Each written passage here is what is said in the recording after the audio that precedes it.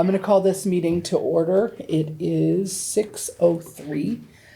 This first part of the meeting will be our board reorganization meeting. But before we get started with that, I would like to welcome Gabrielle Nutting. Elwood. Oh, jeez, I did That's my it. maiden Elwood. name. Gabrielle Elwood. She is the new board member for Richford. So thank you for joining us. We're happy you're here. Thank you. We have two board members on the virtual world tonight. Akua and Devin are also here. So I'm going to jump right into business. So I checked, and Gabrielle has already done the oath of office. So we are good to go. So I'll start by seeing if there are any nominations for board chair.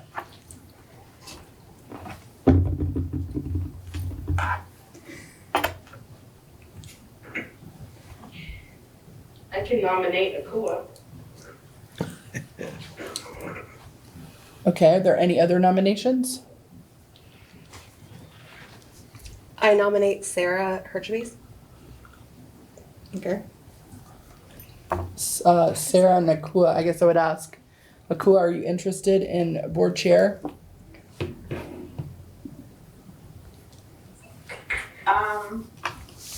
I think, thank you, Devin, I appreciate that. I think being that Sarah was the vice chair, I would actually, if Sarah, if that's something you're interested in, I would, be willing to go for vice chair. Okay. Sarah, are you interested in being So, chair? Yes. I'll do whatever, but, sorry, I'm a little caught off guard. It's okay. Yeah, I'll do whatever, but I mean, Sarah, if you're interested, I'm happy to go for vice chair. Okay, thank you, Okay. Akua. So I'm hearing that you are interested in willing to be chair? Mm-hmm. Okay. So I'd ask, all in favor, we'll do it by roll, of Sarah being board chair. Akua, Aye. Devin, Aye. Gabrielle, Aye. and Sarah. Aye. Congratulations, you're the chair. And now I get to turn it over to you. And we're gonna go right down the list. The same thing, and I'll help you. And we're all gonna offer grace because this is brand new. And we'll work through it, Okay, right? yeah. So you're gonna Yes. look for nominations for your vice chair. All right, so is there any nominations for vice chair? Akua. Any other nominations? So I make a motion. Do hearing none. I'm hearing none. So we'll go with them. So I have to make a motion for that, right? Or no? You just would go for a vote. Okay. Yeah. So so we will have Actually, you could do it a motion. Yes. a motion and then so I'll make a motion for Akua for the vice chair position, and we'll go by roll. Akua, Aye. Devin, Aye. Gabrielle. Aye. And then I say I'm an aye, right? I'm an aye, okay. Who's Bear with the me here. current? You're doing a great job. Rachel. Rachel was. We also have two other board members who are not here. Okay, So we have Rachel Tatro and Josh Muir, Okay. who are not here. So Rachel was the clerk last year. Uh-huh. Just informational. You can do that what you want. So you look for nominations. any nominations for the clerk? I make a motion to nominate Rachel. Any other nominations? All right, so I'll make the motion to have Rachel be the clerk, and we'll go by roll. Akua, Aye. Devin, Aye. Aye. and I'm an aye. So SU board members currently. Are It's just Sarah and Akua. So we have a vacancy because weren't left. So Akua and Sarah, you could do this either individually or you could do it as a slate of three in terms of interest being on the SU board, but we are looking for a third member to join the SU board. Okay, and do we necessarily have to be on the SU board because we have been? Or are you? You don't, but we really do need 3 members in order for you to have proportional representation on the SU board. Okay, so then that just kind of carries over, we don't, Well, it doesn't carry over. If you don't want to do it, we just need to find okay. replacements to do the SU board. Akua, are you still okay for the SU board? Yeah, Okay, I am. okay. My only thought with being for chair, and that time-wise, I was wondering if maybe not being on the SU board. So that would be 2 vacancies. So would anyone else be interested in having a seat on the SU board? I think we should put Rachel and Josh there.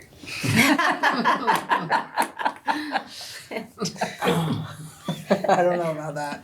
I mean, the other thing you can do, if you don't have 3 members today, Right. if you were willing to stay on, Yeah. and then you could resign when we've got everybody here and try to get somebody else to Okay, take that, if you're willing to do that. Yeah. You're still looking for a third, so we still need a third, so we need just 1 right now, right? if you're willing to do that.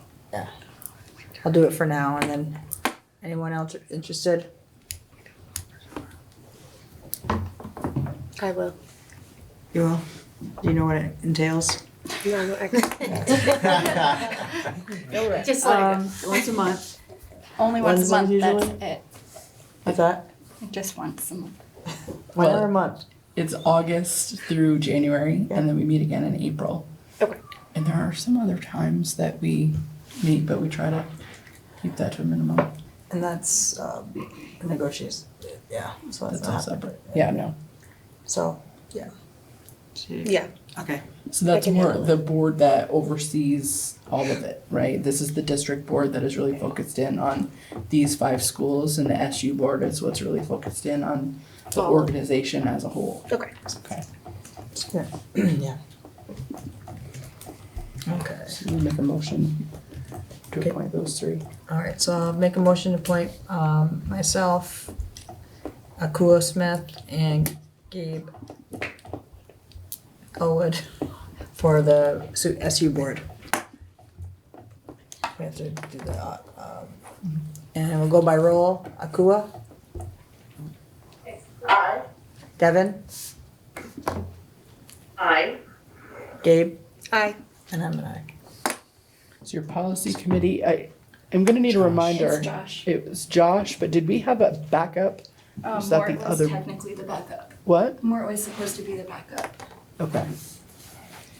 So, in terms of policy committee, we have not had a lot of board member attendance at our policy committee Okay. meetings. I'll just name what that is, and that's just in general, but the policy committee, you get policies to review every month when you come in for your meeting. The principals, myself, and some of our central office leaders serve on the policy committee. So we review on a 3-year cycle all of the policies kind of govern our system that we all have to live by. And then we make recommendations, and then they come before the board. So it is always good to have board members that can attend those policy meetings. We meet once a month generally. There are some months that we don't meet. It is the 2nd Wednesday from 3:30 to 4:30. I think we changed it to the third Wednesday. We changed to the 3rd, Yeah. 3rd Wednesday? This year Okay. we started the third Wednesday. All right, 3rd Wednesday. Is anybody interested in being on the policy committee? Do you think Josh would still be interested, Rena? I mean, If ever you guys end up having that at night, that's something I would be interested in, but I can't take time off work every month to attend that. That's, would be my part too. Right.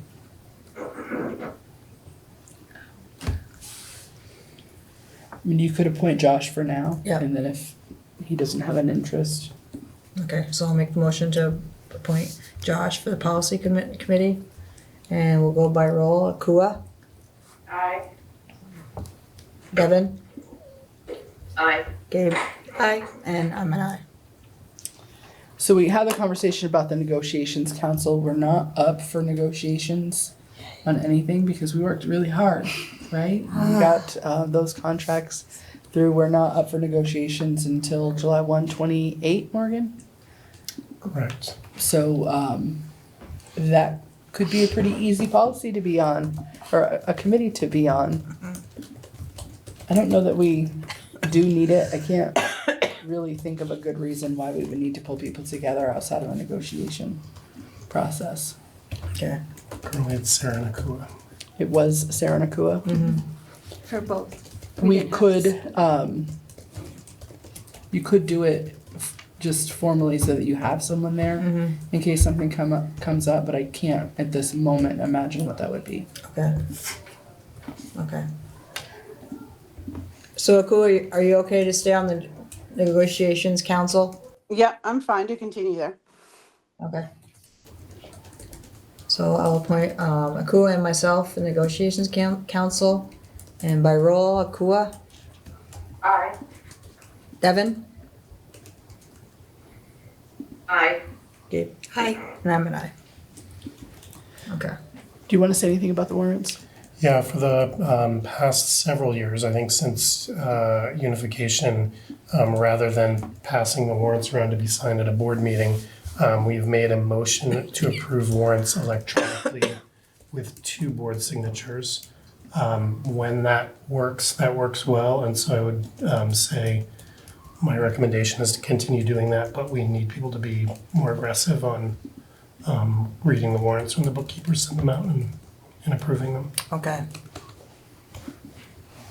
But if you're interested, it would be a motion to approve warrants electronically with 2 board signatures. Okay. So I'll make the motion. I'll make the motion, continue with the warrants electronically with 2 board signatures. And go by roll, Akua, Aye. Devin, Aye. Gabe, Hi. and I'm an aye. Regular meeting and schedule and location. So we are the second Tuesday of the month, and it varies where we are. 6 o'clock start, is that okay with everyone? Any changes? We've had a rotation of the buildings and we've Right. just aligned the spotlights to the buildings that we're at. Has that been working okay for people? Besides August, where we'd have to change August location because it used to be a central office. Okay. So I guess we'll make the motion to keep the meeting schedule and locations as is. And we'll go by roll, Akua, Aye. Devin, Aye. Gabe, Hi. and I'm an aye. Courtney, can you explain where the meeting agendas are posted? I put the agendas on our website and then I send them to every administrative assistant at each school and town clerk. And I send it to them electronically to post. Is there any need for changing posting? Is everybody okay with the way things are posted? Okay, so I make the motion of what we're doing for the posting meeting agendas. We'll do it by roll. Akua, Aye. Devin, Aye. Gabe, Hi. and I'm an aye. The next part is just Robert's Rules of Order. So each year you determine whether or not you want to follow Robert's Rules or Robert's Rules for small boards. And the biggest distinction is if you move forward with Robert's Rules for small boards, the chair can vote. And that seems to work pretty well with our small boards. So my recommendation to you would be that you continue on the small board format if that's working for people. Okay. Is that okay with everyone? I'll make the motion to continue with Robert Rules of Order. And Akua, Aye. Devin? Okay, we just lost her. Uh-oh, we're gonna have to pause because she's our, 4th one. right. She is. I'm still hitting send. I got voted for aye. I, I'm an aye. Okay. So the, Devin and Akua, do you have the agenda with the live links in front of you? Or could you pull it up? Yes. So two to you, and two for you. Okay. So every year we take this as an opportunity to just review the code of ethics for Vermont school board members. And just make a commitment that as board members, we understand what that code of ethics involves. And Devin and Akua will bring hard copies to the next meeting. And make sure that you can sign them when you're here the next time. But if you could just take a moment to review those, and if those are things that you agree to, if you could keep one and sign one and pass it back to me, that would be great. Okay. It'll take me just a second to get it.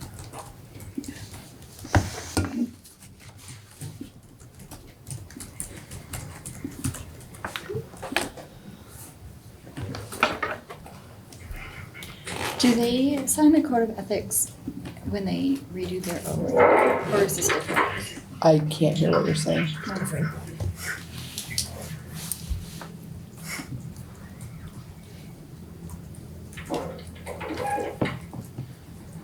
This is the, Conflict of interest. So if you're good with those. sign. And do we make a motion on that too? No. You don't need to make a motion, it's just a review. Today is the 10th. Yes.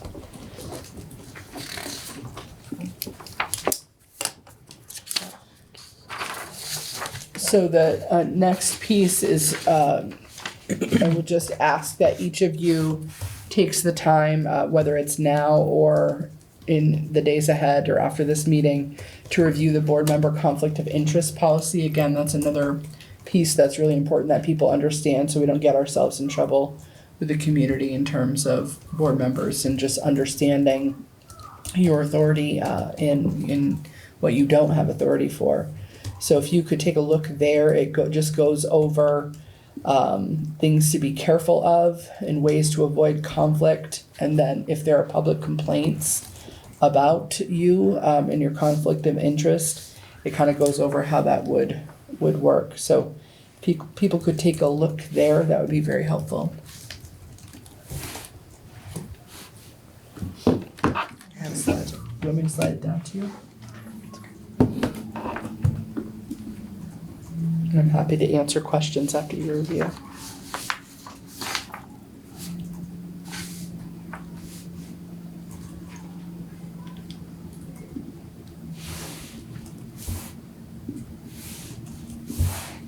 Okay. Yep.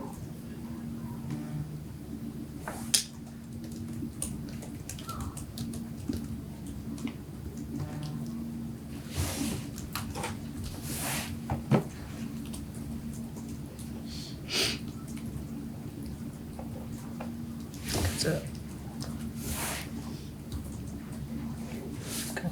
Any questions? Any questions on that?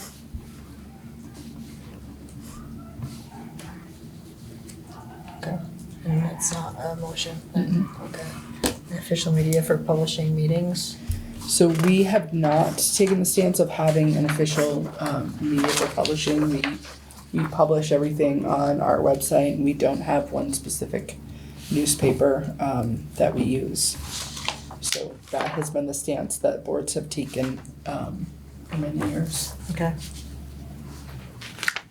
And board community spokesperson, So historically, I have served as the board communication spokesperson, and when there's a need for a board comment, I would defer to the board and with support through either the VSBA or through myself with the attorney. So it would default to the chair. okay. There are two other policies that are in there for review, and that's the public comment policy, and I do think it is important for us to go there. So if you could click in that link.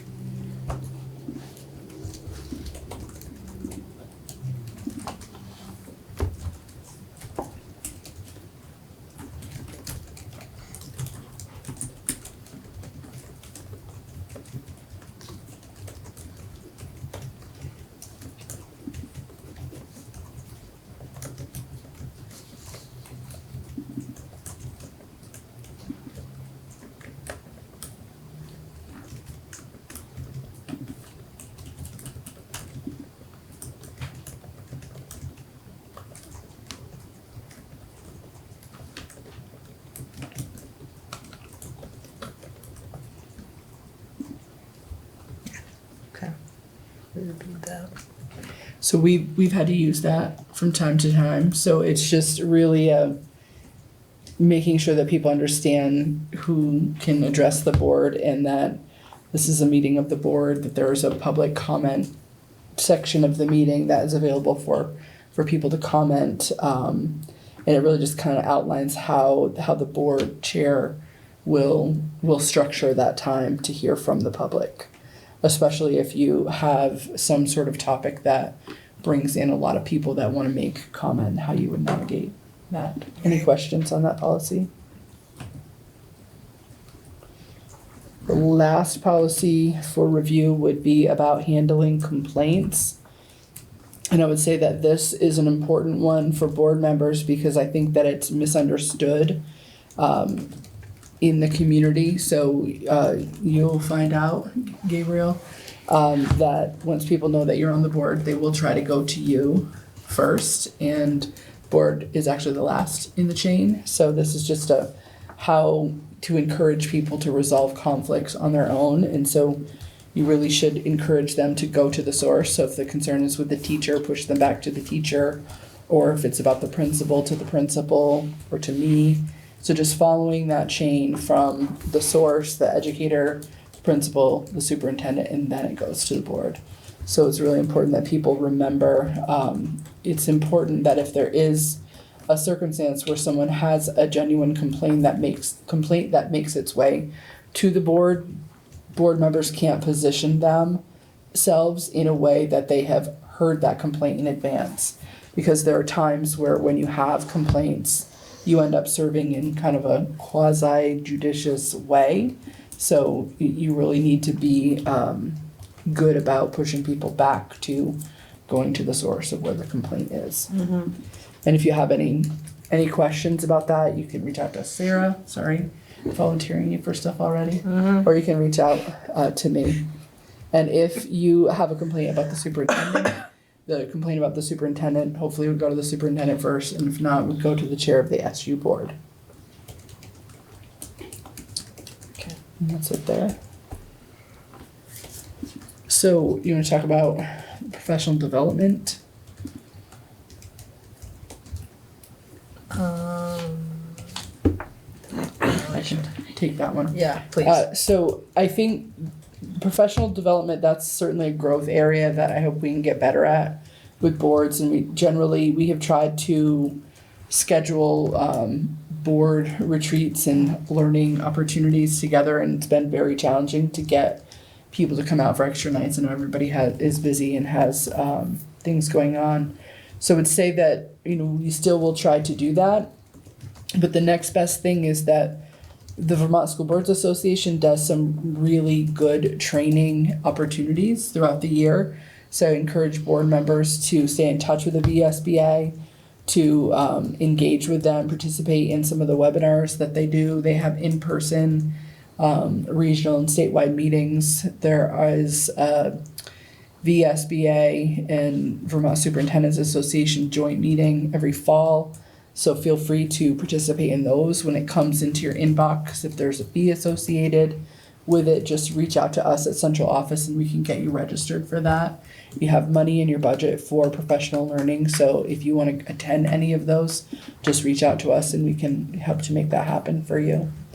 I will be reaching out at the end of the meeting to make sure that Sarah has some resources from VSBA, in particular the board chair toolkit. And then Gabriel, we will we'll talk about the new school board member toolkit from VSBA. And there's handbook too that we will get for you.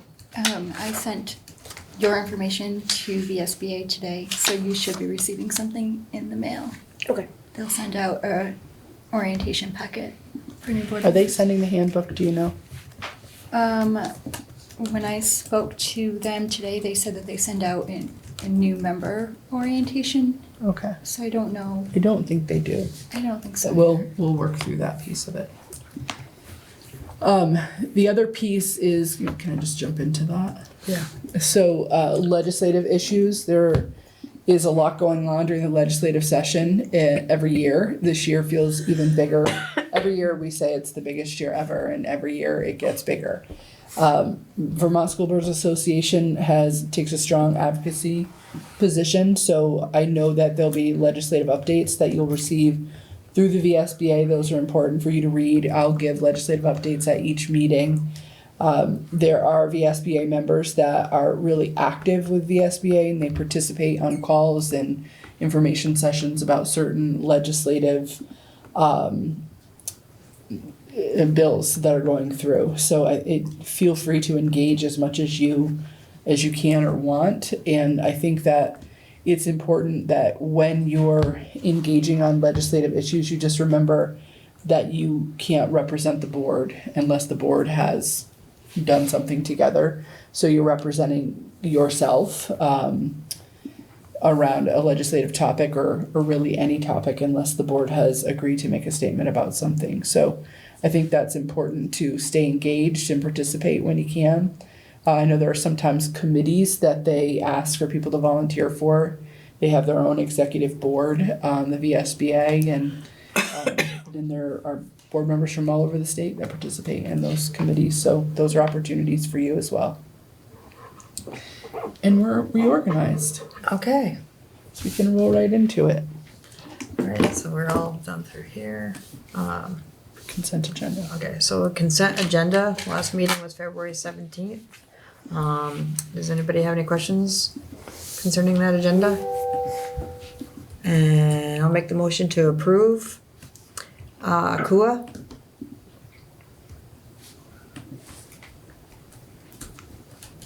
Devin? Aye. Gabe? Aye. Aye. I'm an aye. Kua just do it. Yeah, she Okay. just said it. Okay. And then we had policies. Looks like none. We did not meet last month. Yeah, so we don't have any policies this month. And do we need to preview or prioritize the agenda for today? We do not. Okay, so do we have any visitors? No. Okay. So I think that brings us to the spotlight. Perfect, that's us. Okay. So I asked Nick Gruda, who is one of our 4 school counselors, to join us tonight to highlight a program. Our school counseling department does so many things across the school, and they work with students in so many different ways, and I'm continually impressed with how well they get to know the students and the families, and just are a fountain of knowledge about different things out in the community and the programs that they bring to the school to offer our kids leadership opportunities like this one. So I'm gonna kick it over to Nick and let him take it from here. Thanks everyone. Hi, my name is Nick. I am one of the school counselors here at Enosburg Falls Middle High School. I've been here, this is my second year, and this is also my second year doing the Sweethearts and Heroes Braves program. Anthony wanted me to talk a little bit about that. Some of you may be familiar with this organization. They are based in St. Albans, and perfect. Are you using slides? Awesome. Yeah, they're based in St. Albans. They've been around for like 20 plus years, and they were founded by 2 guys, Tom and Sergeant Rick. So you'll see photos on the next slide, but really their goal and their messaging is that they try to instill hope in schools. So as folks may or may not be aware, we kind of have a real crisis on our hands. Suicide rates amongst our teens have tripled in the past 20 years. We're seeing a lot of students getting involved in risky behaviors. And so what they aim to do is try to prevent those sorts of things from happening by instilling, really human-based skills such as hope, empathy, and connection. And they do this through a number of different programs. I'm going to talk to you and show you photos from one of their programs. But if you explore their website, they have a ton of different stuff that they do, and it's a really cool organization. We here have been fortunate enough to have this program, at least in the last 2 years, I can't speak to before that, sponsored by Champlain Chevy. They are a little bit pricey, so with Champlain Chevy fronting that cost, it's allowed for both our high school students, middle school students, and some of our elementary school students to have a really, really wonderful opportunity. Those are the two founders there, so Rick and Tom. Just a little bit about Rick. He's not shy about talking about when he was in the Army and his tank rolled over an IED, thank you. And so he goes to schools, talks to the students, forms relationships, and if you look at any of the videos on their YouTube channel, you can see that both of these men have a real strong connection and passion for what they do. So I'm going to show you a very brief video. We are not talking about this issue. I'm trying to pause it. You're good. About 2.5 minutes, just sort of speaking to one of the programs that they do. We are not talking about this issue. What issue? The destructive decisions that are skyrocketing in young people. These are the challenges that our students are facing. Why would we ignore that? We talk about hopelessness in such a simple way, like you're feeling hopeless. Hopelessness is horrible. You realize that suicides in 10 to 14-year-olds since 2007 have tripled. We, as a society, need to be. There's so little compassion in the world these days. Our world needs a lot of good, positive people, and I believe that Sweethearts and Heroes brings that to the table for our school. They see that there's hope, and by seeing people that have hope, I think it opens up your soul a little bit to having hope for yourself. Over the past 10 years, we've spoken to over 2 million students in thousands of schools across this great nation and have witnessed firsthand what kind of mental and emotional support students need today. That's why we created the Hope Classroom. It is a series of courses designed to give students support and empower educators with the social and emotional learning tools to facilitate and create cultures of hope. It's all about learning about other people. It's nothing short of magical. It just kind of brings everybody together, it makes the school feel more like a family. I've met so many great people through this program, and it's really important to me. And I would do anything for the program. You get asked questions that no one gets to ask you about how I feel, about what I want to be, or my opinions on things. The work that we're doing is actually worth it. It's not us teachers making the big difference. Now it's the students going out into the hallways and actually making a difference and changing the culture of our school. You're the key to the solution to solving it forever in your community, in your school, and in the world. So that's just a little snippet of kind of their messaging. If you go to the next slide. You can find this on their website, but really their programs are based in helping students develop and practice relational skills, social awareness, managing their emotions, connection. And in particular, the program that I was able to be a part of was called the BRAVES program, which might be on the next slide. And so the BRAVES program, that's a whole paragraph you can read, but essentially what we did is a staff member from Sweethearts and Heroes and I got together some high school students and a few middle school students. I think we had about 10 students who participated. They learned how to be upstanders, or sort of like intervene when they notice bullying. And in particular, there's 3 skills that are taught. So sort of that, what they call the ABCs. So taking the person away who's being bullied, being a buddy to that person, or confronting the bully themselves. There's a lot of bullying that happens in schools, and even just going into the elementary school or the middle school and talking to students, it becomes very clear when and where these are happening, and in particular on the buses. And that is a very vulnerable place for, I think, a lot of our kids. So what happens is the high school students are taught these skills, and then they're taught how to teach the skills to some of the younger students. We were fortunate enough to go to Sheldon Elementary School twice. We pushed over to the elementary school here twice, and then we went to the middle school. We had 6th graders down here. So there was a few instances where we were able to work with younger students, teach them these skills, and really see how they would intervene if they were faced with a situation where they noticed somebody being bullied. The hope is that these skills are transferable and will follow them and create some systemic change.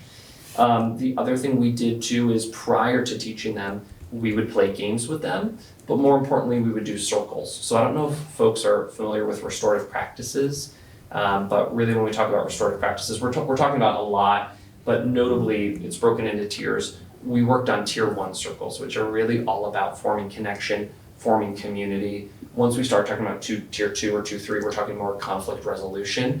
But seeing these high school students work with the younger students, get them connecting with one another, seeing them in a leadership role was pretty amazing.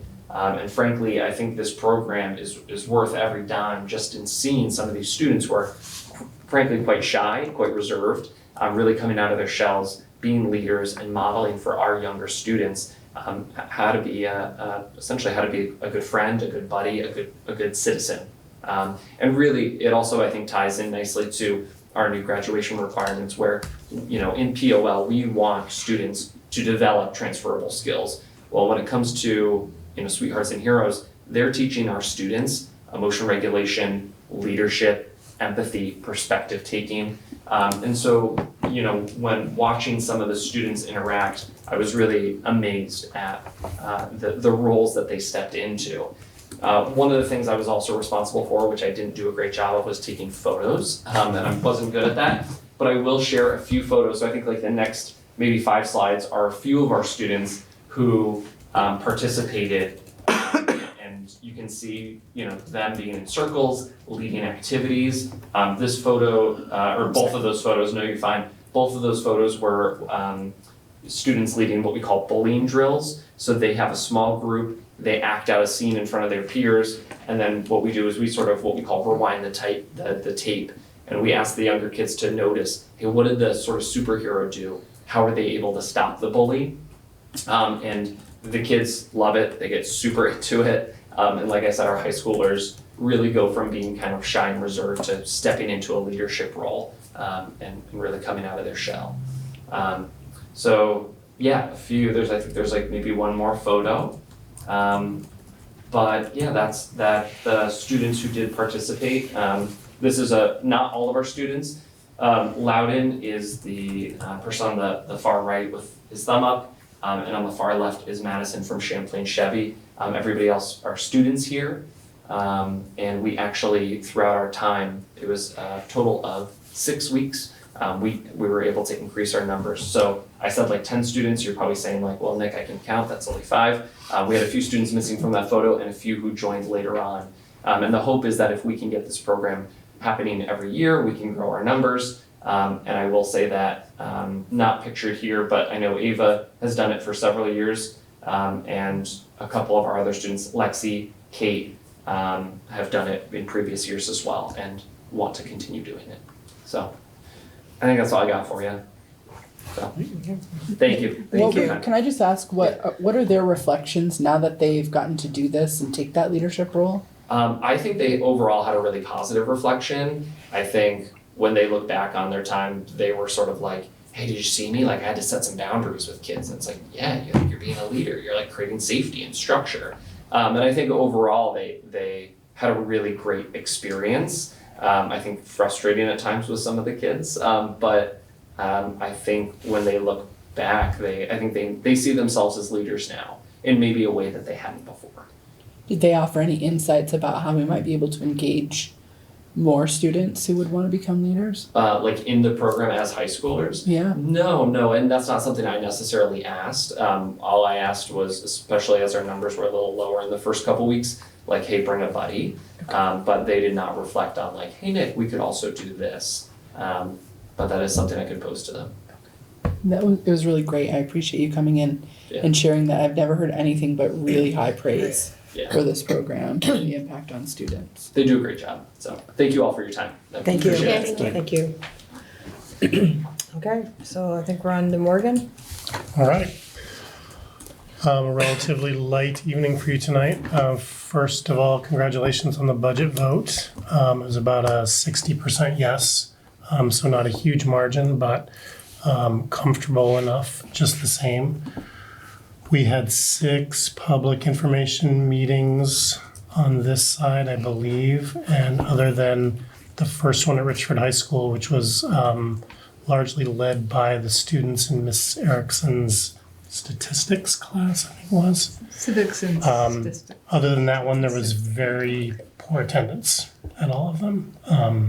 We debate about whether it's worth it just to be able to say that we've been in all the buildings, even if we generally don't get people to show up. But we'll continue to have that debate next November and December when we set the schedule for next year. If you'd asked us after the last night when we had 10 nights in like a 4-ish week period, we would have said no.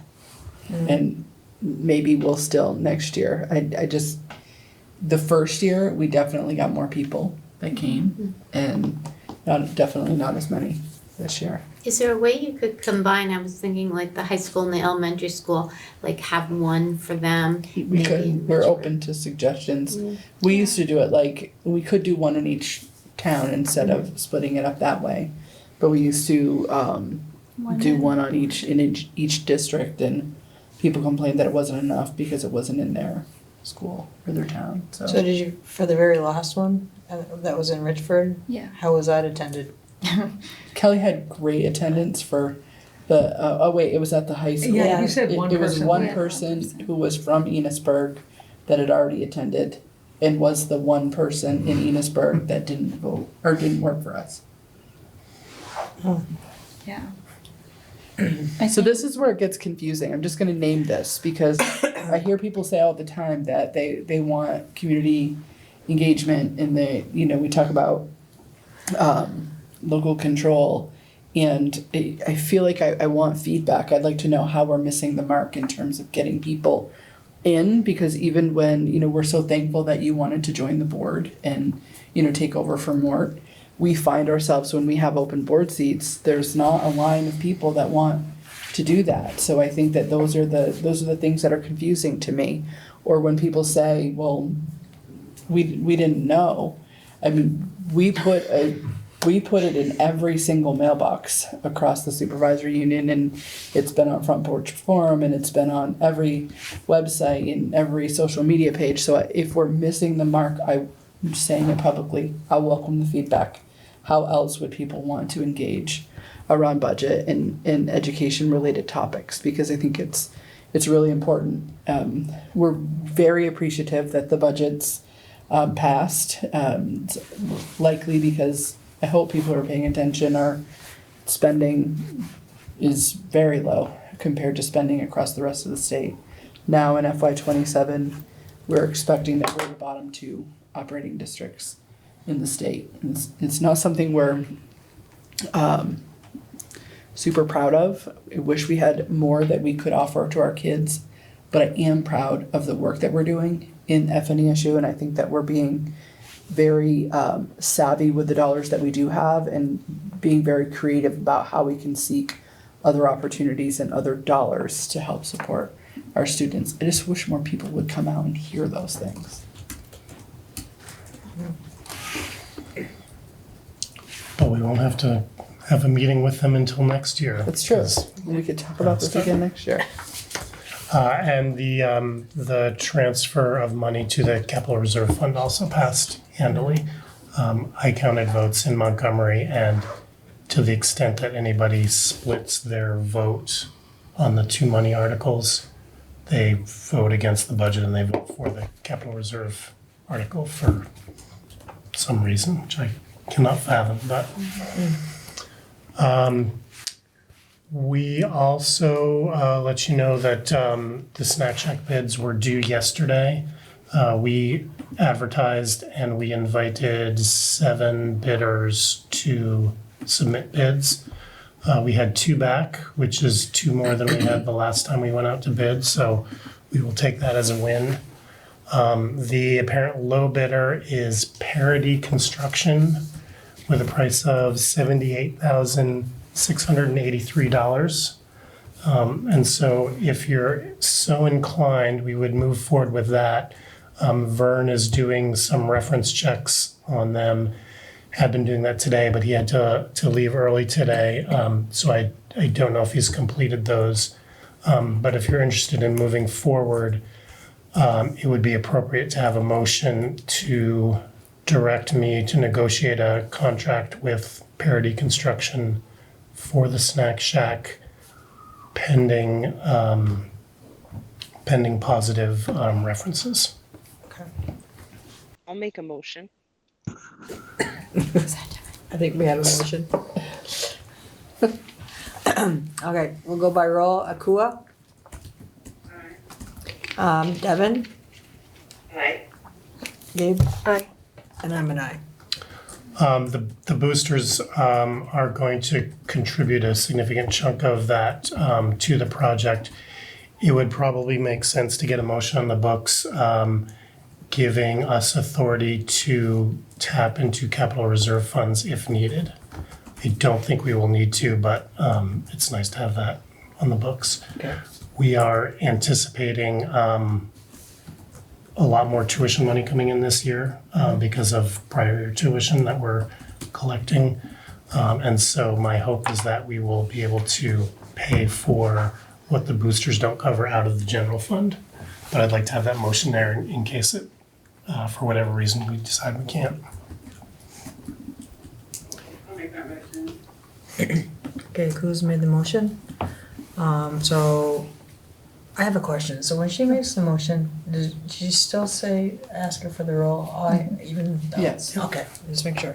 Okay, by roll, Akua, Aye. Devin, Aye. Gabe. Aye. And I'm an aye. And that's all I have for action tonight. Okay. So we're on to Lynn. Okay. So I'll start out with personnel. This is all informational for you. Under personnel, I don't have anything that requires action. Courtney, are you gonna put up the slideshow? It's up on my computer. So there, you can see in the hiring, do you want me to go through each of the pieces for you? We have, I'll name the hiring pieces. Leslie Rainville is taking the SU grant-funded interventionist position at Enosburg Middle High School next year, Enosburg Middle School next year. Jade Hungerford is going to be the varsity girls assistant basketball coach, or was. And it just ended the year with them, yeah. What's that? Ended the year with them. Okay. You're gonna have to help me, Beth. Marcus Duckwitz, 5'6" basketball coach. To date, we don't have resignations that I need to inform you of. I will just let you know that contracts we intend to go out on April 1st. So we'll start seeing movement in terms of hiring and resignations by your next meeting. Your next 2 meetings, you should see a lot of that. We still have open positions in FNESU, specifically in NMV. I will say that we build this way in advance of these meetings, so sometimes these aren't accurate, so principals, let me know if I've missed something. Nate is still looking for a construction trades teacher for Cold Hollow. Jen has hired a school nurse at Enosburg, but is looking for a preschool teacher. Anthony is looking for a middle school baseball coach. Enosburg is looking for, high school is looking for a guidance director. And JV baseball, paraeducator, varsity boys soccer, varsity girls soccer. Richford Elementary School is looking for a principal, and Richford Junior Senior High School is looking for a middle school ELA teacher. So again, that is all informational. One thing that I missed last month, I forgot to ask this board to grant me the authority to sign contracts. So I'd ask you to make a motion to give me that authority so we can get those out. Okay. I'll make the motion. And Devin, Aye. Akua,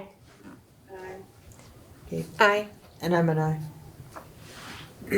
So Courtney felt bad for all of our principals and wanted to make sure that they could see their photos. So she gave you each your own slide.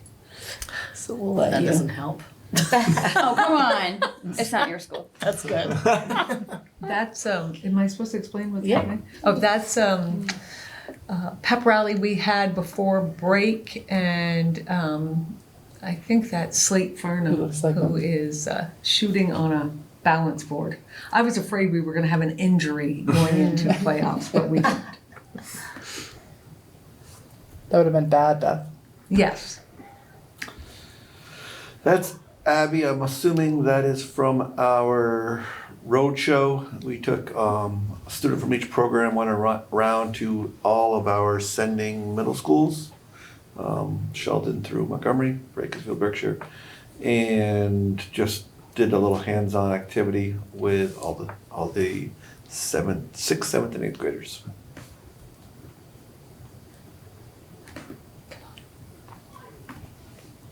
That's you, Kelly. So that was a different year, time, month, I don't know, could have been last Friday. I'll help. Yeah, That I don't know what that was is. during break. Richford Elementary School did a passport is that at challenge. the skating rink? Yeah, that's One of the Yeah. nights was the skating rink. Amazing how much snow there was, huh? Like just a week ago. Yeah. Yes, passport challenge, again, another huge success for us. We had so many kids participate, and we had a family from Enosburg that participated. I guess they knew somebody from our school, and yeah, so it That's was a awesome. huge success. So lots of photos that families were posting Yes. about the passport challenges. Yeah, and it's great because they can do the events that are set up in town. We also had a series of events that they can do in their own home if they can't get to town Yeah. or get to the other events. That's So great. lots of opportunities. Yep.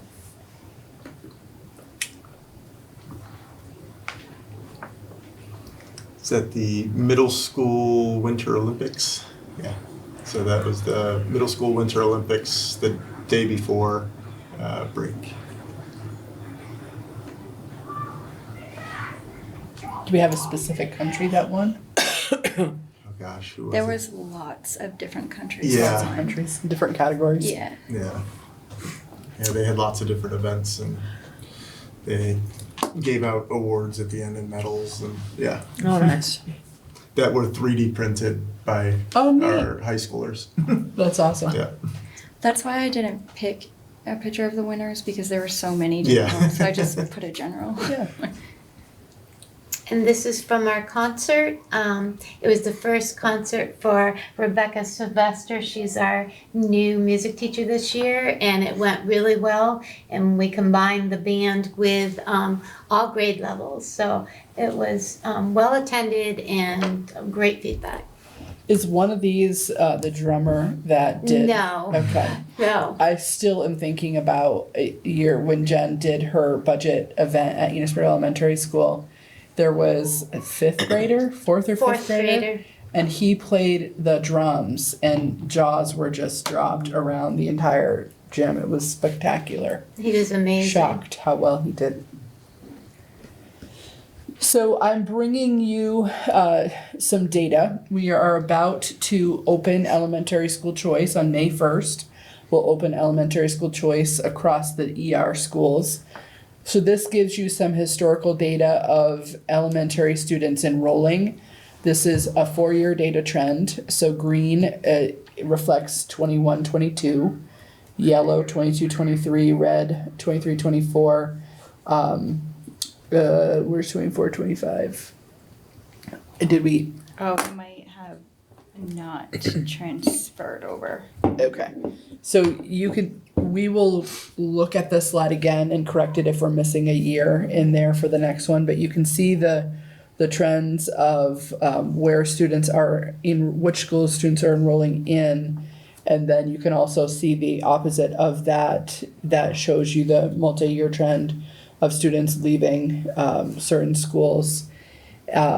This is something that is not, even though these look like big, this is only 5 students at the top. It looks bigger than that just because of the top. But it's not a huge number of students that are leaving or coming into any of our buildings. So we're seeing the interest in people going both ways with the choice pattern. So we will open it up and then we'll report back to you next year what that data reflects. I will say this, I find this policy to be very challenging for parents to understand. And it's because they don't understand what a supervisory union is. So they don't understand why Enosburg and Richford can go either way, and why if they live in an NMV town, they have to stick with one of those 4 NMV towns. And it has become, I would say the last 3 months, it's become clearer and clearer to me that the governance structure, the complexity of that SU umbrella is really what hangs most people up from understanding a lot of things around public education. So we'll be giving a similar report to the NMV board about their data patterns within NMV. There's some interest in people wanting to be able to choose any of the schools within FNESU when it comes to elementary school choice, and we've reminded people that they had that option when Act 46 mergers were discussed. People did not want to be one district. They wanted to remain a supervisory union at that time. So that is a barrier to us being able to offer choice throughout the whole system. Any questions on that? Okay. So we will jump to some attendance data. This was the month that I was to bring you back attendance data. This is giving you some information. Again, it's a little bit deceptive just in terms of the scale of the line. So we're looking at close to about 10 percentage points difference from the bottom to the top. This reflects attendance data for this school year by school across the system. And I'm going to show it to you in a variety of ways. This reflects percentage attendance data for grade levels. It's not surprising that the older students have a little lower attendance rates. If you look at it by weekday, Friday seems to be a common day that you see a little dip in attendance. Monday's the best day attendance-wise. I was a little surprised by that. It's a little deceptive because August only included 3 days, so kids were really strong that first week of school. But we're off to a good start in March. We haven't had a lot of days in March yet, but so far our data looks strong there. So we look at it by ethnicity. And we just look at the difference between each of the ethnic groups.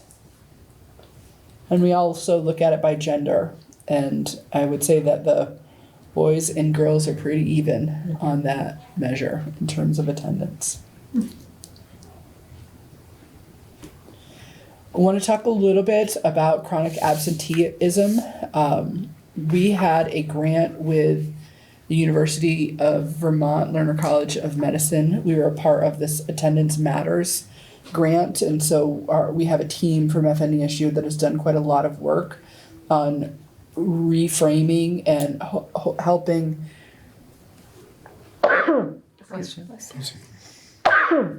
students and families understand the importance of regular school attendance. So chronic absenteeism by definition means that students are missing 10% or more of the school year. So we have 175 days in the school year, so they're missing 17 or more days of the school year.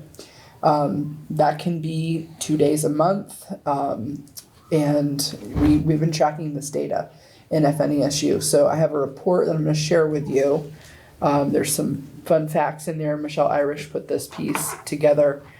before I show you the report. Missing 10% of school 2 days each month can make it harder to learn to read and to do basic math. So students should miss no more than 9 days of school each year to stay engaged and on track to graduate. Frequent absences can be a sign that a student is losing interest in school, dealing with a bully, or facing some other difficulty. By 6th grade, chronic absence, missing 10% or 2 days each month, is one of the 3 signs that a student may drop out of high school. And by 9th grade, attendance is a better predictor of graduation rates than 8th grade test scores. So it is incredibly important for us to continue the work we're doing around attendance. This was a data point that Michelle gathered. The number of students who meet chronically absent criteria for this school. And I did find this to be a little confusing because the size of the graph doesn't reflect the numbers on the chart so well. So what this is reflecting for each school are the number of students within that school that meet that 10% or more criteria. So it's 10% of the number of days we've had so far in the school year. I know that the principals, you could ask any of them what they've been working on to try to get kids to school, and we have all kinds of strategies in place. Sometimes it's about supporting the student, sometimes it's about supporting the parents, sometimes it's about getting resources into the home, helping families to meet basic needs. We have family engagement people who are also working really hard to push in and figure out what's the barrier to these students coming to school. So I don't know, I would open it if there are any principals that want to add anything to some of the strategy or some of the work that's happened.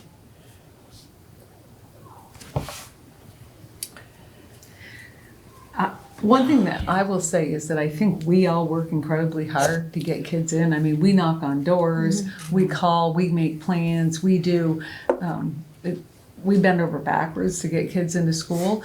But until this year, we've had no support from DCF, from the judicial system, and they know we don't really have any teeth.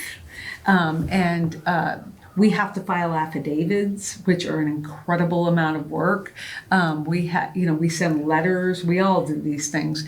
And every year we filed several affidavits, and this year 3 of our families are being brought, we have to go to court over this. And it's the first year that they're holding people accountable. So we have a compulsory education law on the books, but nobody except school personnel was enforcing that, and we really didn't have the authority to enforce it. It's a law. It needed to be the judicial system. So I do feel that maybe the pendulum is swinging and maybe we're getting a little support.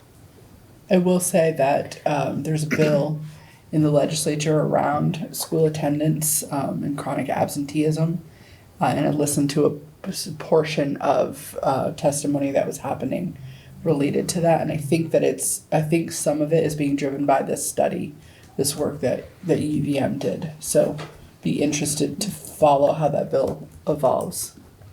Yeah, I would like to follow up on that too, because I'm going to echo exactly what Beth said. This is the first year that we have been able to fill out affidavits and get the interest. And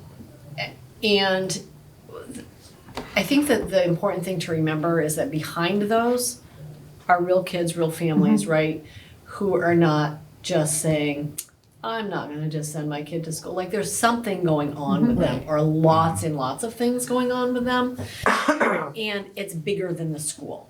So I'm really happy that the state is getting involved, because I've been a huge advocate for partnering with our community resources. It's just that our community resources are also lacking, right? DCF is short-staffed, NCSS is short-staffed, everybody's short-staffed. But if somebody else can get involved besides just the school, then it feels like it may become more of a team effort, a collective effort to support families who are going through whatever they're going through in order to get their children to school and to get what they need. Not just the kids to school, but to get what they need in order to feel like they can get their kids to school. Or what the child needs to What the feel like child they can needs get out and the what door the to get child to school. needs. And I will add, like, that's way over here on the spectrum, right? Like, we've definitely done other things where we have put plans in place, and sometimes that is effective. Sometimes we're just working on, the kid is chronically tardy, but at least they're coming to school, you know? And so really having conversations about the impact of even tardiness. You know, like when you're in elementary school and you're missing breakfast and you're missing morning meeting, you're missing that social time, that connection, that review of what's going to happen during the day, and you got a kid that has anxiety and they're missing that, that's problematic. Just feeds into their anxiety. We've put things in place where we give a kid a job first thing in the morning. And so, you know, that has been helpful in some cases. Yeah, we've tried to be super creative. Sometimes it works, sometimes it doesn't. Yeah. I will say that I've sat in several 3W meetings, which are DCF run, or Can you just say what that is, Beth? It's a coordinated service plan meeting where you have agencies come in and you're meeting around students' needs. They have, guardian ad litems have said, I've never seen a school do so much to try to get a kid in the door. And pediatricians have said that, and they're amazed at what we do to get kids into school. But there's not much else we can do. But Kelly's right, there's a reason. Like, I have one family who's just lost a parent, and their father was dying, and you want to be with your parent when they're dying. So they have a reason for missing as many and there's several families that have a reason, but it does have a compounding impact on their education, educational experience. Thank you for that. Any questions on attendance before I move forward? No. So I'm giving you some information. We've finished our winter assessments on STAR, and I'm gonna stop me if you have questions. What I've done here is I've given you overall across all 5 or all 4 NAIDS kids do not take the STAR assessment, but they do in their home schools. So across the 4 schools, this is the data. So you could see the growth that students have made from the fall to the winter assessment measure. So we've seen some increase, 4% increase in terms of students moving into the meeting proficiency level, and we do see 6% fewer students in the bottom performance level. I want to just name that the state benchmark level is very high because our VTCAP benchmark level is very high in the state of Vermont. And we use the STAR assessment, which is nationally normed as well. So there are 2 ways that we can look at this data. So this is a report out on how we do on the state benchmark, and that's predictive of how our students will do on our end of the year VTCAP assessment. And there's another way that we look at this data that is based on the district benchmark. So that's more what the STAR assessment, that's not something we choose. The STAR assessment, those are benchmarks that they choose to be able to indicate that across the country, this is what they would deem as being proficient, is the way. Any principals want to add to that description? No, that was Did I miss anything? Okay. So there's a big difference between when you're looking for proficiency.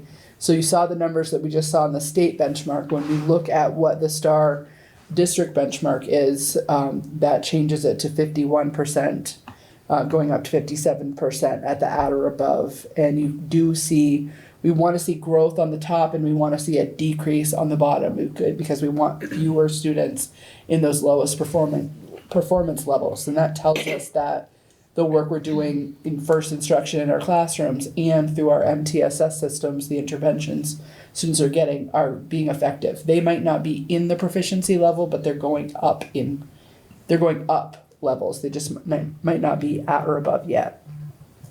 So does that make sense to board members? The difference between state and district? Okay. Can you explain the district one more time? What's that measured against? So this is how the STAR assessment, they give you a benchmark that is a district benchmark, and they say like this is what we would deem proficiency nationally. So it isn't based on a comparison to our state assessment. It's based on how they would norm assessment outcomes across the country. So when they look at it, and we look at the district benchmark, they would say that we have 51% of our students that are meeting the proficiency target in the fall, and 57% that are meeting it in the mid-year mark. So it's a different way to norm it. They're norming it nationally, whereas the state benchmark norms it against the rigor of the VT-CAP assessment, and because we use that as a predictive tool. Yep. And ultimately what's important is the growth, and the growth stays the same no matter how you look at it. So that's where we really like to focus our attention to. Right. And so just one follow-up question on the district benchmark. So those are doled out on a district by district level. There's specific metrics that are individual to a district, right? No, they're not. No, they're not individual to it. I wish they named it something else, because by calling it a district benchmark, it almost implies that was what they expect of us, or like a threshold that we chose for ourselves, and it isn't. It's what they're saying that is normed nationally, that is our proficiency levels in each of those categories. Gotcha. Okay, yeah, it is. The nomenclature is confusing. It is very confusing, I would agree. So Akua, like for the district benchmark, the Swanton and Chittenden County would have all the same district benchmark. I think it's like 48%, 98%, or 58%. So. Okay, gotcha. No, that's helpful. Thank you. So I looked at it by school, and you all, Courtney, will make sure that you have these slides. Or do they already have the slides, Courtney? No, not yet. She'll make sure you have these. So it takes each school, and you'll see like the first one is Enosburg Falls High School. So the first bar is going to represent their fall data. The second bar represents their mid-year data. And then it shifts schools. So you could take a look. Again, we're wanting to see growth in the blue and the green from the first bar for that school to the second bar. And then we're wanting to see those numbers in the red and yellow decrease. So you can see some positive trends in that direction. And this is for the higher threshold of that state benchmark.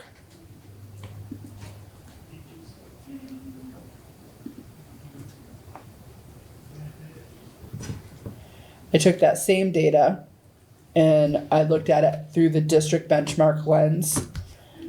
So again, because the threshold is different, it's a little easier to see the growth pattern when you're looking at it at that district benchmark threshold. So on this, you can really see that more students are moving out of those bottom two performance levels, and more students are moving in to proficiency almost across the board. So I think this is a useful tool. And I think that one of the things that it's helpful for us to think about is we're seeing growth, and at the same time it may not be at the level. If you go back one, Courtney, it looks like there are very few students that are at that level, 30 or 40% in many of those cases. But what that's not showing, because it's set so high, is the progress that those students have made on the district benchmark. And so I think that, the state one, again, is predictive for how we could expect them to do with the VT-CAP. But this one it's done in such a way that we really are able to see those shifts in the growth that those students are making. So I think we could make a prediction that we're seeing this steeper growth curve with this level of data. So we think that our students are definitely gaining ground, and I think that they're getting closer to the proficiency levels. And each of the principals does a deep dive with this. I don't do the deep dive that they do, but they get into the individual student level and some of their offices. These charts are all over the place, and they know which students are in which color, and they can break it down into, you know, how many rounds of or cycles of intervention have these students have, and what's working and what's not. So there's a lot of strategy that goes into tracking where those kids are and how the principals and their teams are responding. Can I just add something here? Sure. I think one of the things to note about the difference between, just to put some reality to what it really means, the difference between the state and the national, when you're looking at an individual student, let's say you have a third grader who could be reading 2 grade levels ahead, any grade level kid could be reading 2 grade levels ahead. At the state benchmark, it would still not identify them as proficient in reading. So you could have a 5th grader reading at an 8th grade level, they might not be proficient. You could have a 3rd grader reading at a 5th grade level, they might not be proficient or considered proficient at the state level, because the state level is so rigorous as it's comparing how a student would do to VT-CAP. It could be saying that that 3rd grader who is reading at 5th grade level or doing math at 5th grade level still might not be proficient on VT-CAP. Right. So it's very hard, it's challenging to get students multiple grade levels ahead of where they are, what grade level they're in order to be proficient on VT-CAP. And it's interesting, there's a little difference between the two scales, because on your state scale, you have individual colors for below, and then meeting, and then exceeding, where on this one, which is our district, there's green, just totally green for exceeding and meeting. So we got to be careful when we look at that. Yeah. And on this one, the yellow is actually on watch. So that's just a little bit below. Just a little Just bit. barely below. That's the other thing. Those are the kids that just need a little bit, Right. you know, very close. So you can see that looking at it both ways is pretty useful. So now I'll shift to math, and this is the state benchmark. So that's predictive, that's fall on the left, winter on the right.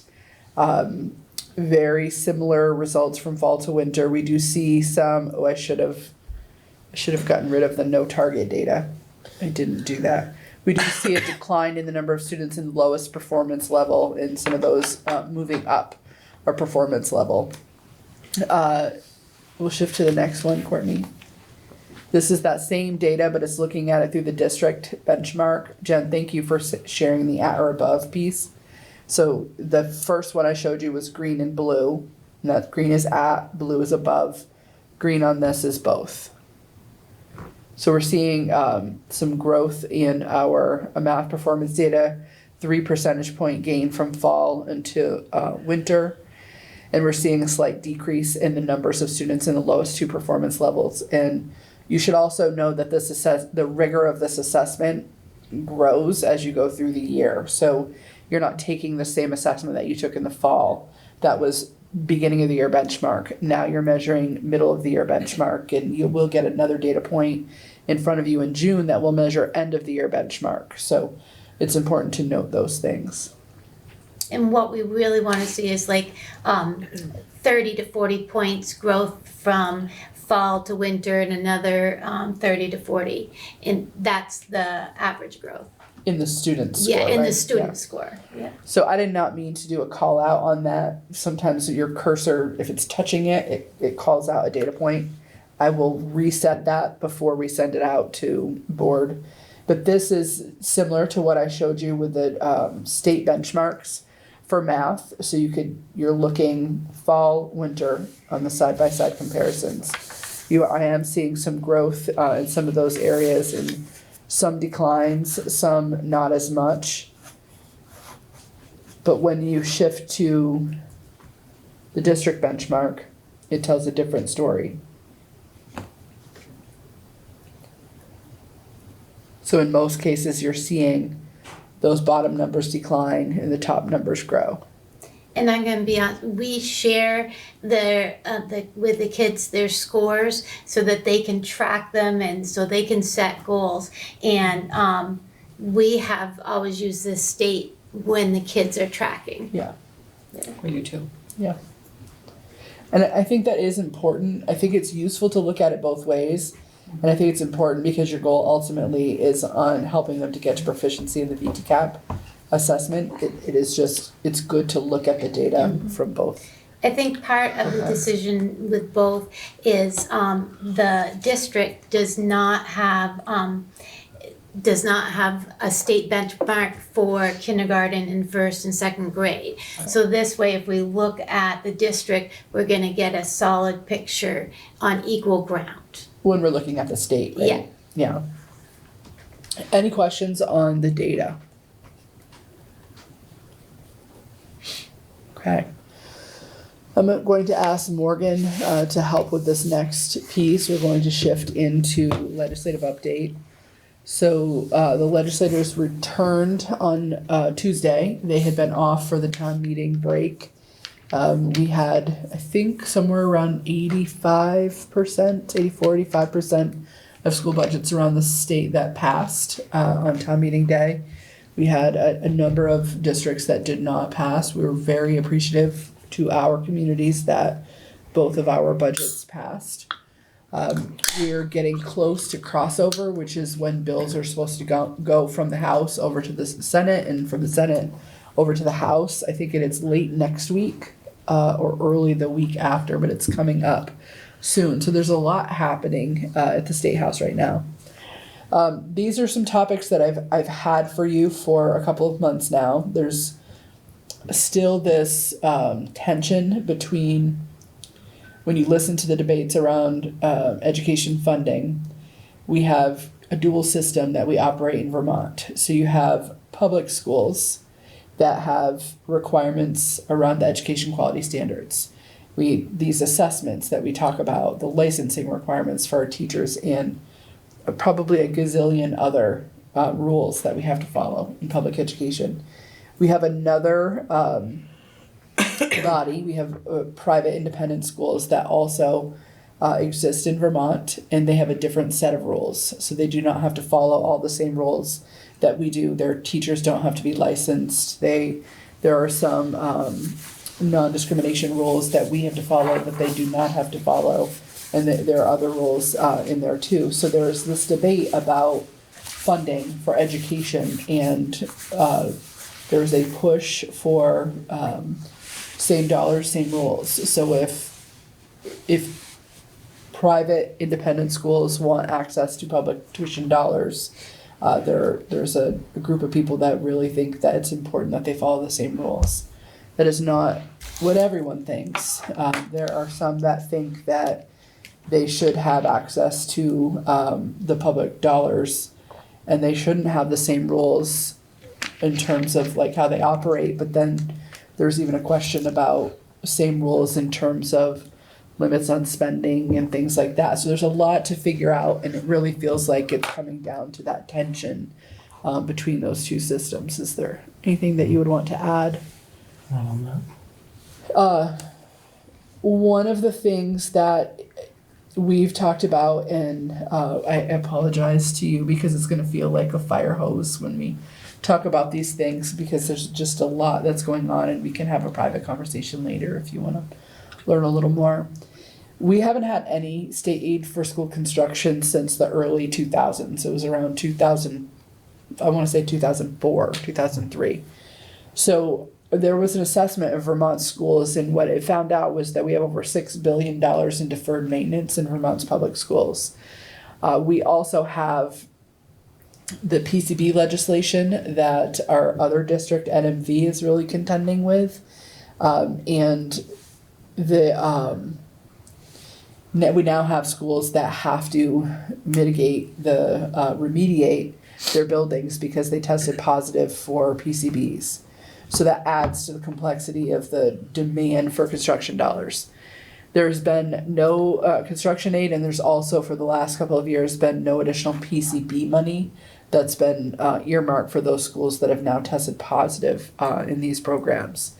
One of the things that people are talking about is if we move forward with any sort of consolidation across the state, that it needs to come with funding. There needs to be some state construction aid in order for us to be able to operate larger buildings across the state. It's not widespread at this point, larger buildings, because that what we're really talking about is district consolidation. So fewer Morgans, fewer Lynn's, fewer central offices at this time. The reality is we've all seen the rules. We know with the class size minimums and things like that, we know that there will be pressure points down the road where we will be moving towards systems that have fewer schools as well.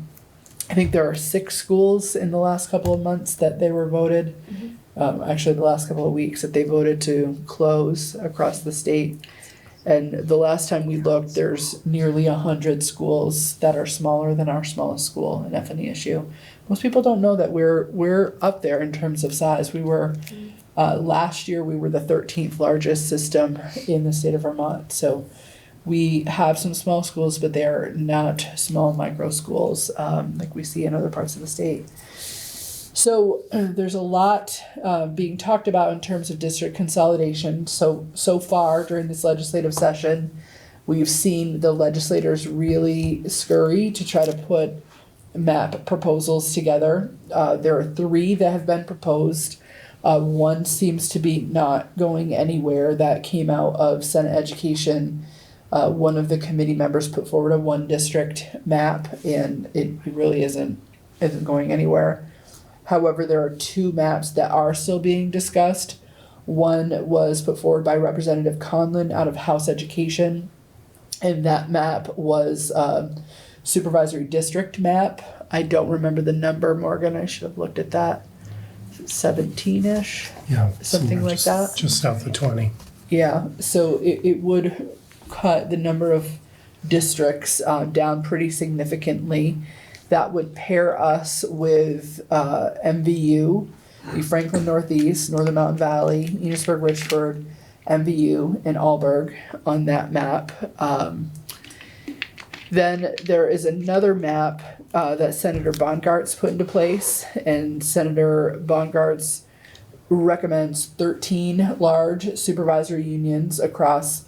If you think about the map of Vermont, if you take out Chittenden County, essentially, all the rest of Vermont would be in pretty large supervisory unions. So that would pair us with Franklin Northeast, our 2-member districts, with MVU, and with all of the Champlain Islands. So I think we were the Northwest supervisory union on that map.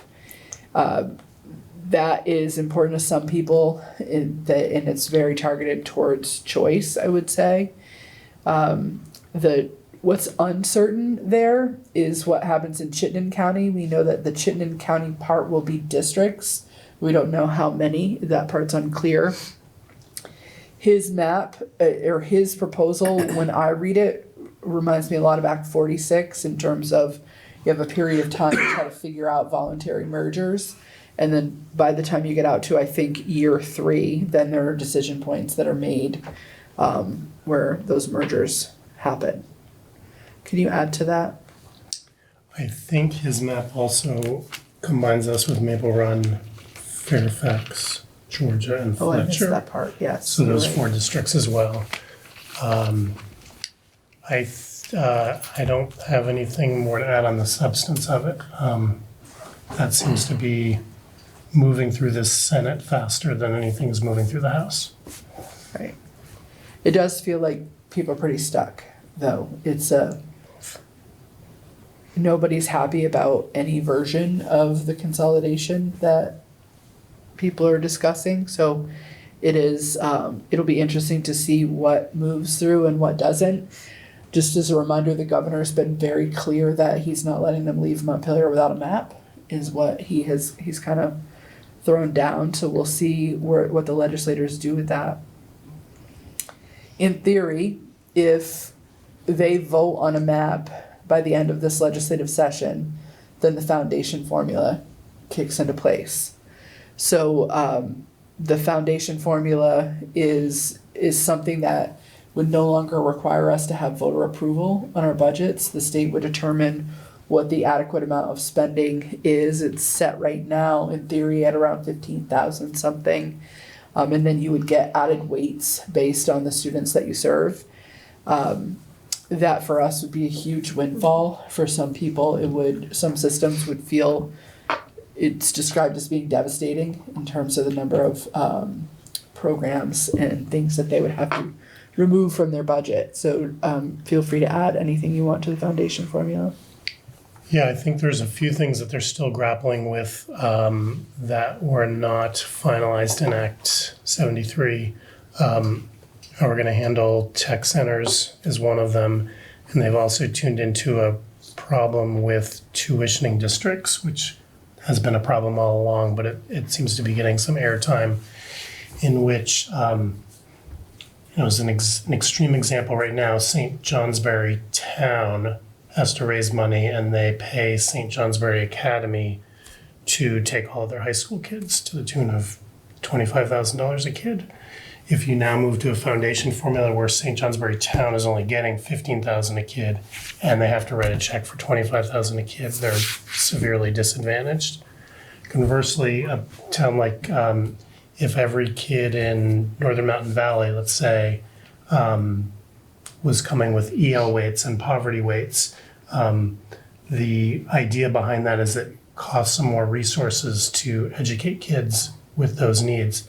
But if that's only their high school kids, they're sending their high school kids somewhere else, and the somewhere else isn't getting the benefit of those weights.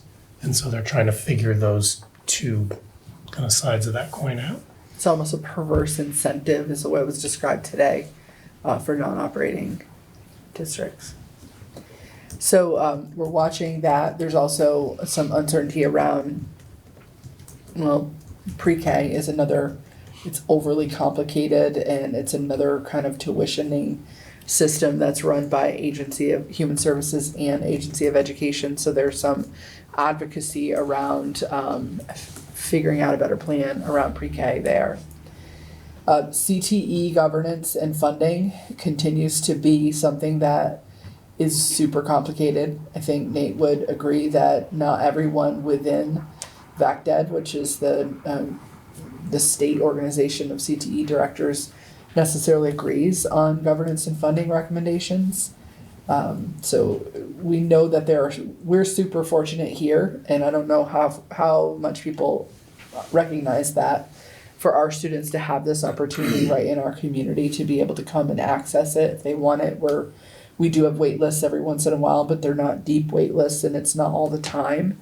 There are other parts of the state where it's like a CTE desert, and they can't get in anywhere. It's quite a distance to programs. So Nate, I welcome you if you want to add anything to the discussion. I mean, as far as where that's going, I think it's just like everything else. Like, I think there was a good analogy. They're spinning their wheels, not gaining any traction, and now it's mud season.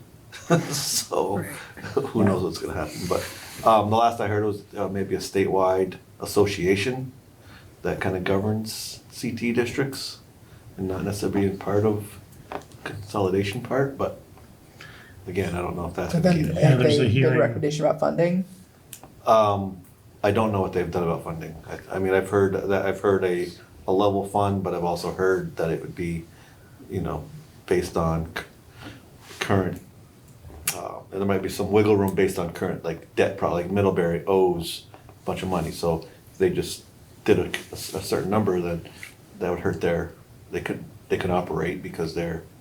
And just so you guys know the difference, like Middlebury charges like $38,000 a student, and we charge like $12,000 or $14,000. So it's the discrepancies.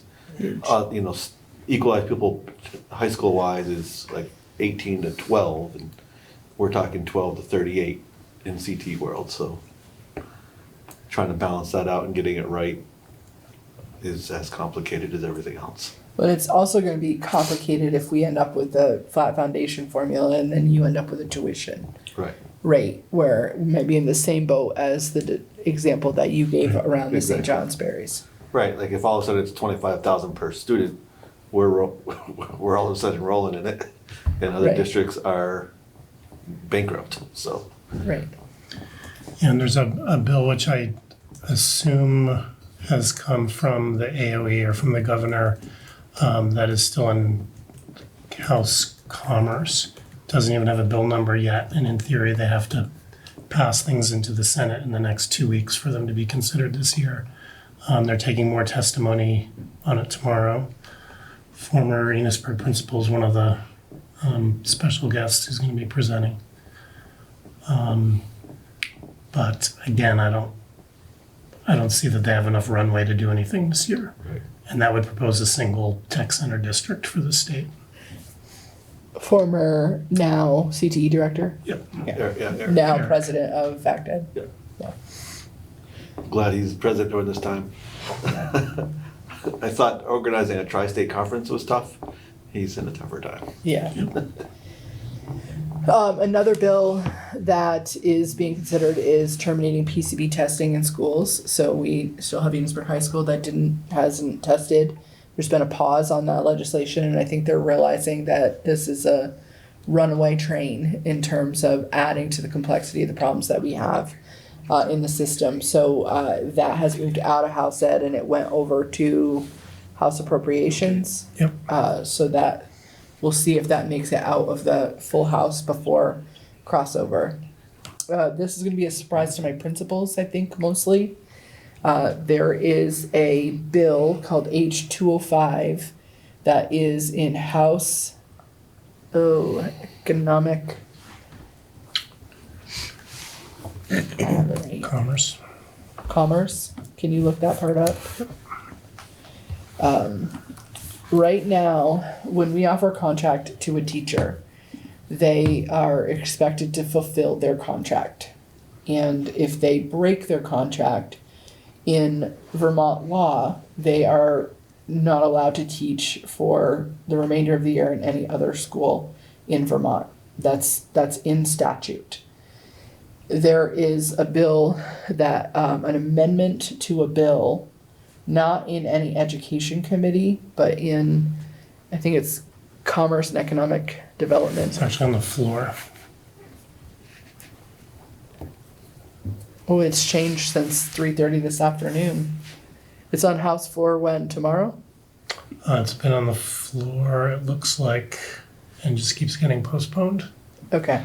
Well, I think it's back in committee, back in the originating committee for discussion around that amendment. So there are two parts to the amendment. There was an amendment that added language that essentially said that a teacher given a contract had the protection of having that job, but they had no responsibility to fulfill the contract and they could leave at any time. They could interview, they could leave, we could not hold them. At one point, that amendment also included language that any administrator that tried to interfere with them getting a position somewhere else, licensing action could be taken against the administrator for doing that.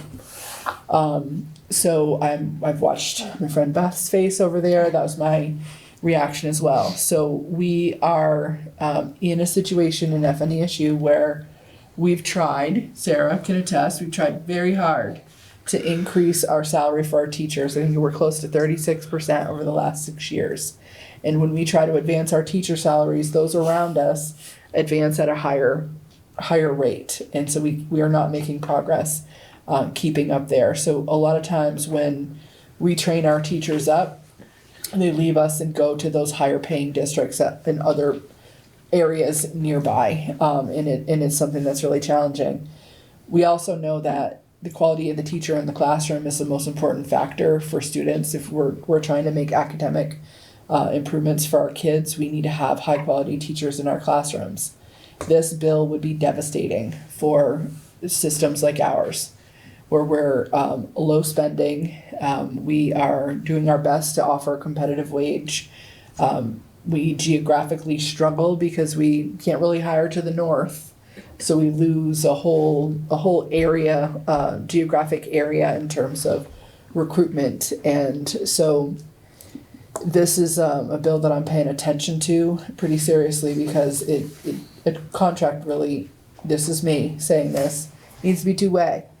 If the teacher has protection for the position, the school needs to have knowledge that we have the ability to know that there's continuity of learning that's expected for those students. Otherwise, can you imagine if, you've got a kindergarten student coming in and they're excited about attending school for the first day, but there was an opening in a more advantaged system the beginning of August, and a teacher decides they're going to apply and they may get hired on August 20th.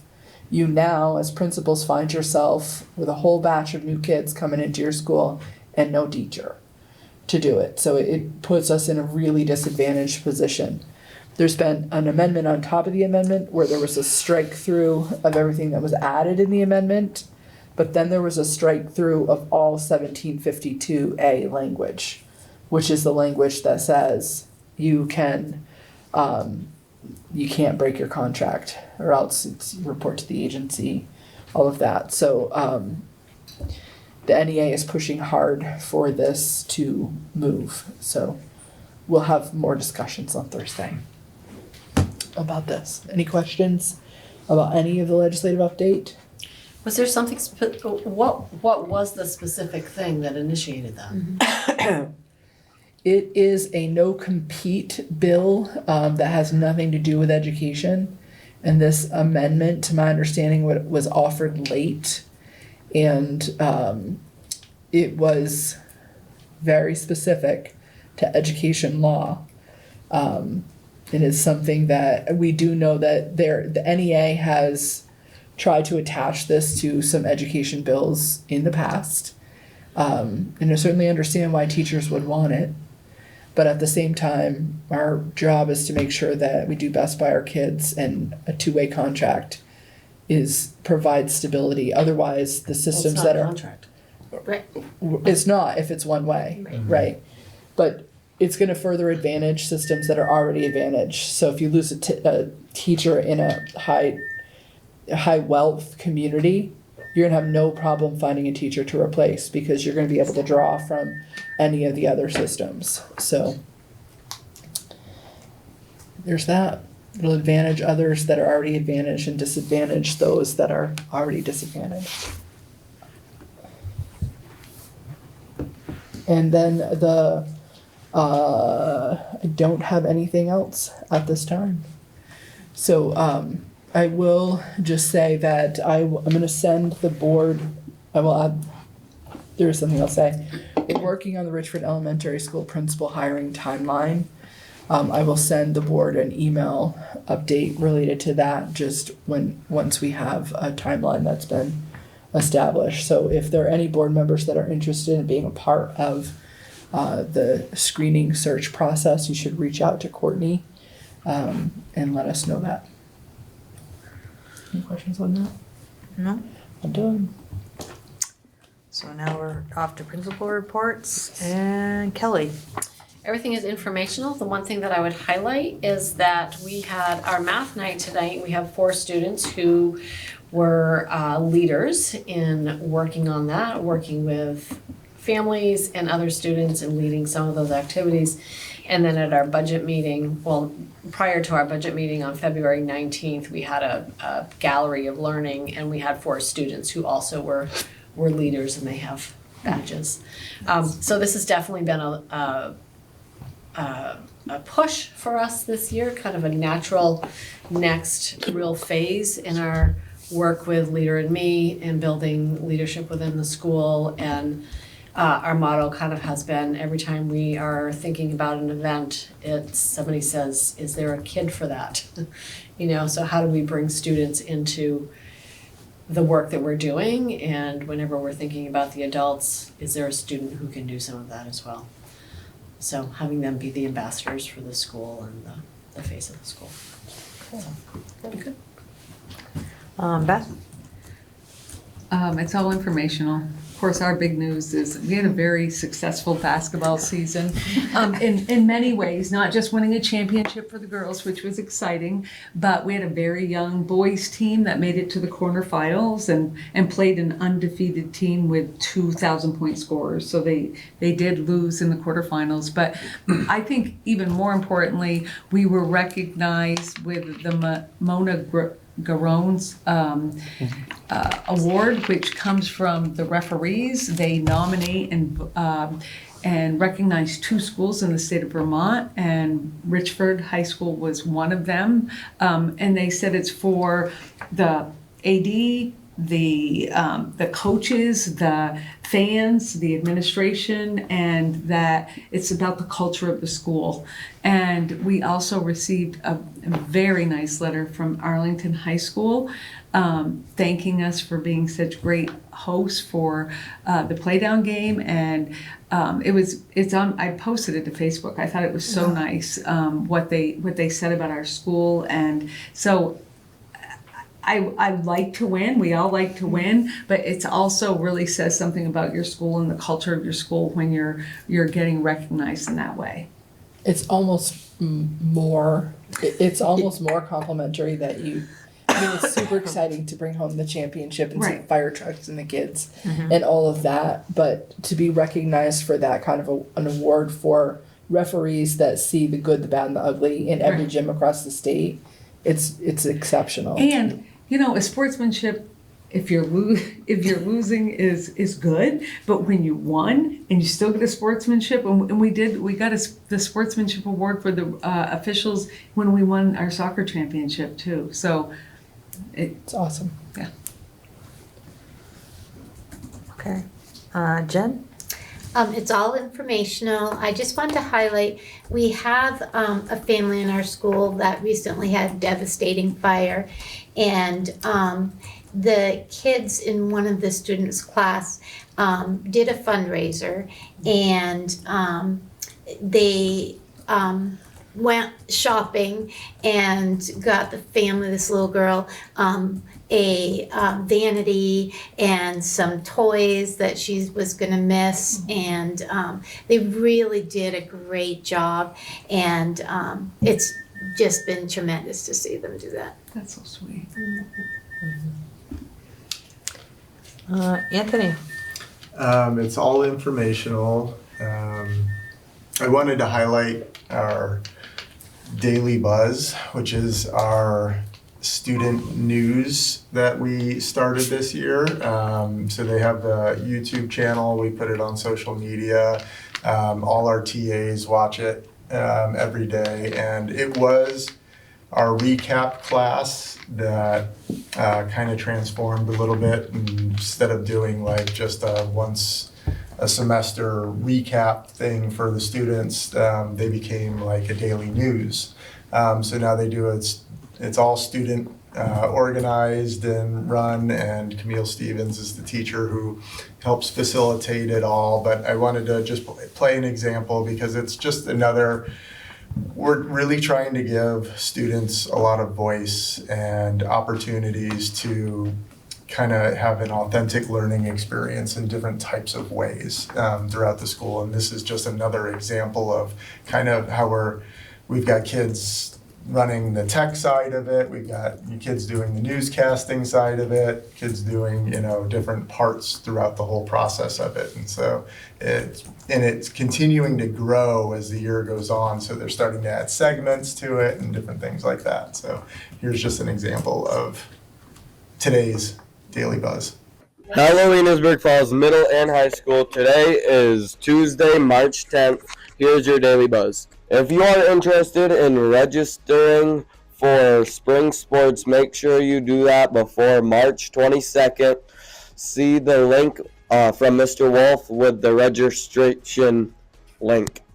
Just a reminder that prom is only for juniors and seniors, and 10th graders are only allowed to go if they are invited by an upperclassman as their date.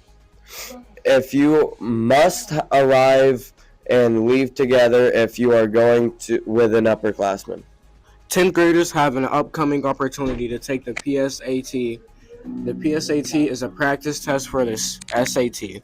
It's a good opportunity to practice for high stakes, timed exams that are required for many jobs. There will be also school day SAT for juniors and seniors on Wednesday, April 8th. Please sign up in a counseling office by Thursday, March 19th, 2026. See the email from Ms. Sternervent for more details on the PSAT and SAT. Don't forget about the Spring Fling this Friday, March 13th. It starts at 7 p.m. and costs $5 to get in, but you should bring extra money for snacks, food, and drinks. Don't miss the DJ and photo booth and the crowning of a freshman king and queen. Happy birthday to no one. If you thought it was your birthday, you're wrong. Now for the joke of the day. What do you call a fake noodle? What? An imposter. That was good. Tomorrow's lunch is pizza, Caesar salad, 3-bean salad, assorted fruits and veggies. Yeah.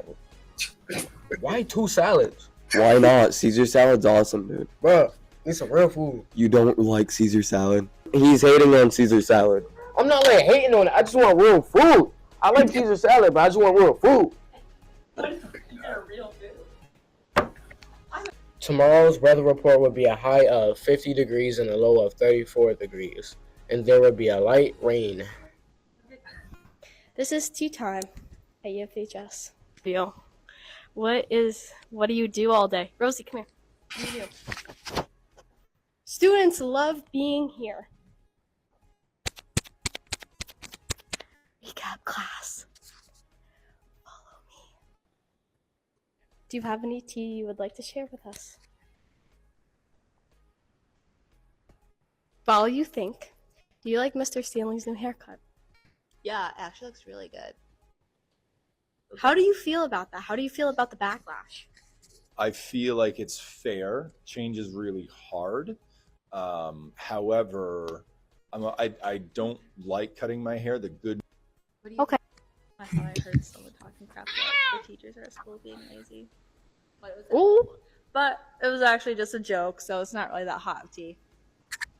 I think that's some pretty steaming tea. Do you know who the student was? No, it was a phone call. It was a teacher on the phone. Ooh. Snap. What do you call 2 guys that like to do math? Algebros. Ooh, I'm slapping my knees. That's funny. There's the man himself. So, what do you really do here? So one of the most important things I do is I wear a tie every day, and that makes a lot of kids who don't know any better think that I'm important. The next step is you carry a radio with you most of the time. That's another signal that what you do is important at school. Those 2 things, aside from that, I'm not really sure. So, why are you in the parking lot every time I see you? One of the behavioral systems that we are struggling with is parking lot capacity. The student lot is underutilized. Students are trying to park in the staff lot, which is a behavior that we should be confronting. Interesting. What is your favorite color? Purple. Oh, okay. So this is some biology posters. And back there we have some lockers that we don't use. But it's okay. Because people love being here. Have some brains down that hallway because brains are fun. Class. Oh my gosh! Angie spotted! Oh my gosh! Rosie, who's the best girl? You? That's all for today. Have a great day. Go Hornets. Yeah! Nice. So that's just an example of our ever-growing news channel. Nate? Can't follow that.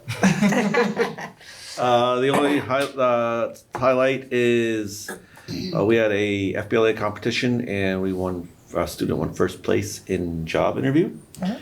And by next month will be hopefully some more gold medal winners in our Skills USA competition. We have a record number of students going down to a variety of locations first couple days to compete in the state events. So Who won the job interview? Julia Willie. Nice. I think I interviewed her last spring in I your think you did. office. Yep. It must be all that positive feedback, right? Absolutely. There it is. Okay, so board business. Next regular scheduled meeting will be April 14th at Richmond Elementary School. Does anybody have any future agenda items they would like to add? Any other? I don't have any. Nope. So I'll take a, how do I ask for that? I'll take a motion to adjourn. I make a motion to adjourn. Okay, and we'll go by roll. Akua? Aye. Devin? Aye. Dee? Aye. And I'm an aye. Thanks, everyone. Good job, Sarah.